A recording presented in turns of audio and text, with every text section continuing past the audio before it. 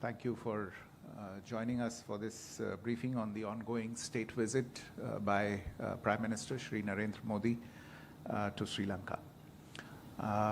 As you are aware, Prime Minister Modi is the first foreign head of state or head of government to be hosted by the President of Sri Lanka since the latter's assumption of office last year in September 2024.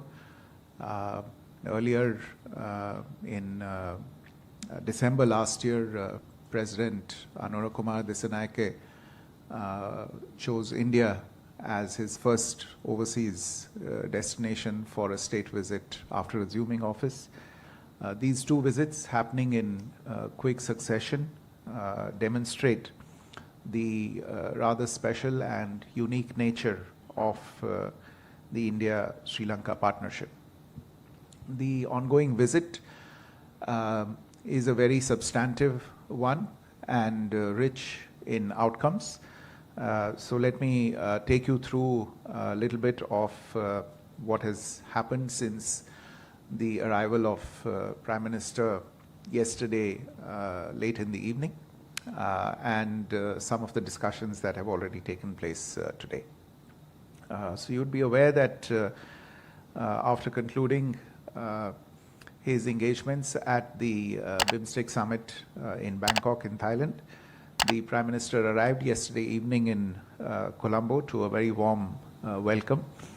He was received by 6 cabinet ministers of the government of Sri Lanka, led by Foreign Minister Vijitha Herath.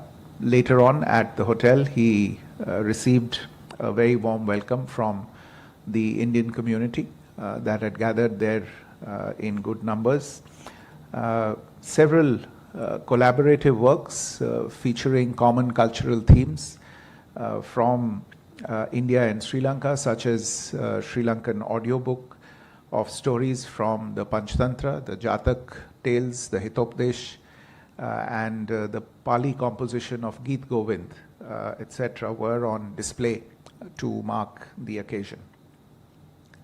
Earlier this morning, the Prime Minister was received by President Dissanayake for a ceremonial welcome at Colombo's iconic Independence Square. I'm told that the Independence Square has been used for such a ceremony, possibly for the first time ever, to welcome a foreign head of state or head of government. The ceremonial welcome was followed by official discussions between the Prime Minister and President Dissanayake at the Presidential Secretariat. The two leaders held a restricted meeting followed by delegation level talks. They were able to review developments in the relationship and the progress made on the joint vision of fostering partnerships for a shared future that had been adopted during President Disanayake's visit to India last year. They took stock of ongoing cooperation in the fields of connectivity, development projects, economic ties, defense relations, people-to-people ties, reconciliation, fishermen-related issues, and provided guidance for further steps to be taken. After the discussions, the leaders oversaw the exchange of as many as 7 agreements and memoranda of understanding, and they virtually inaugurated the construction of the Sampur solar power project. They also inaugurated the recently completed temperature-controlled warehousing facility at Dambula, which is possibly the first facility of its kind in the island, and a project for supply of solar rooftop systems to nearly 5,000 religious institutions across Sri Lanka. As you can see, even as progress has been made on several items that had been outlined in the joint statement, there are a few new ones that have been added from this visit as well, and some of those were reflected in Prime Minister's press statement as well a short while ago, demonstrating our continued commitment to assist Sri Lanka in its economic recovery. India has concluded the debt restructuring process with Sri Lanka with the exchange of the bilateral amendatory agreements on debt restructuring. We have, as you would be aware, been pursuing an investment-led strategy with Sri Lanka, together with a grant assistance oriented approach to ensure that Sri Lanka is firmly on the path to sustainable and long-term economic recovery. There is a recognition also at the leadership level that the security interests of India and Sri Lanka are interlinked.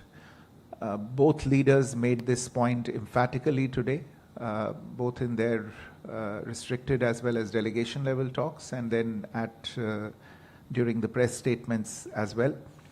And it is on the basis of this understanding that today the two sides concluded an MOU on defense cooperation, providing further impetus to the existing defense partnership, signifying their shared commitment to regional security and stability. This visit has also been particularly significant for the energy cooperation domain between the two countries, where we've achieved some new milestones. The first amongst those that I would refer to is the exchange of, or rather the MOU that has been concluded between the two sides on electricity grid interconnection. This is a project that has been on the drawing board for some time, and with the signature of this MOU, work will start in earnest on realizing it on the ground. The other significant MOU in the energy space that I would highlight is the trilateral MOU for developing Trincomalee as an energy hub. This is an MOU that's been signed between India, Sri Lanka, and the United Arab Emirates. This is an initiative designed to ensure Sri Lanka's energy security, provisioning of energy at affordable rates, and also to possibly contribute revenue for Sri Lanka through export earnings of energy generated at this project.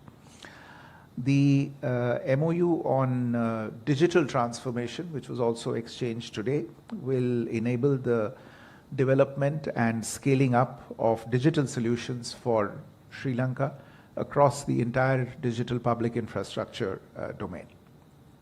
We have also, during this visit, formalized understandings to undertake socio-economic projects focusing on livelihood assistance, agriculture capacity building, education, and other fields in the eastern province especially, at a cost of Lankan rupees 2.37 billion.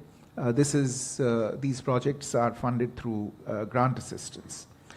Bilateral cooperation in the field of health has also seen a boost through the conclusion of MOUs on cooperation in the fields of health and medicine, as well as the recognition of Indian pharmacopoeia by Sri Lanka.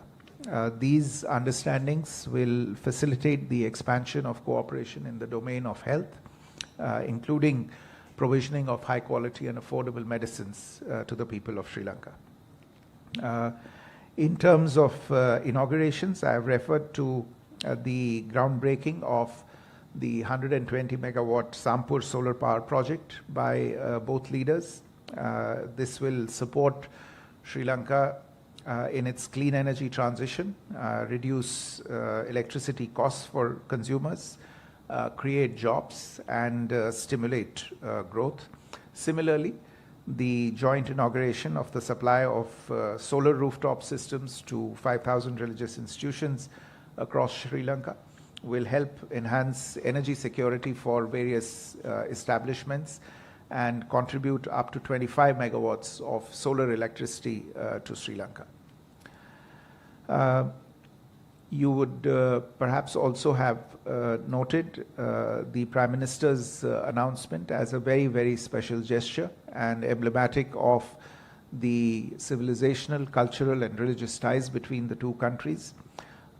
The announcement of the support for realizing the Sacred City project in Anuradhapura. This goes together with the development of the Tirukoneshwaram temple in Trincomalee. Some of you would be aware that this is known as the Kailash of the South. And a third project in the same space, which is the development of the Sita Elia temple complex in Nurelia. The Prime Minister also announced that some relics of Lord Buddha, which were found in Aravali in Gujarat during excavations, would be sent to Sri Lanka for an exposition, possibly coinciding with the International Vesak Day festival celebrations in May 2025. India has always been a significant contributor to capacity building initiatives for Sri Lanka, and in this domain too, during this visit, we've seen the announcement of a comprehensive package of training for 700 Sri Lankan citizens annually from different sectors, be people hailing from the legislative, judicial, and the media sectors in particular. These training slots are over and above the regular slots that are available to Sri Lankan nationals under the ITEC program of India. One of the developments of note during this visit, and which was a very special moment during the press statements and the inaugurations, as well as the exchanges of MOU ceremony that was held earlier, was the conferment by President Dissanayake upon the Prime Minister of the highest Sri Lankan honor for heads of state and heads of government of friendly nations, the Sri Lanka Mitra Vibhushan Award, which is a recognition of the role of the Prime Minister in strengthening and transforming the India-Sri Lanka partnership. In particular, the unprecedented assistance that India rendered to Sri Lanka during the economic crisis a few years ago. Prime Minister is only the second foreign leader and the first Indian to be honored with this award, which he accepted not only personally for himself, but on behalf of 1.4 billion people of India.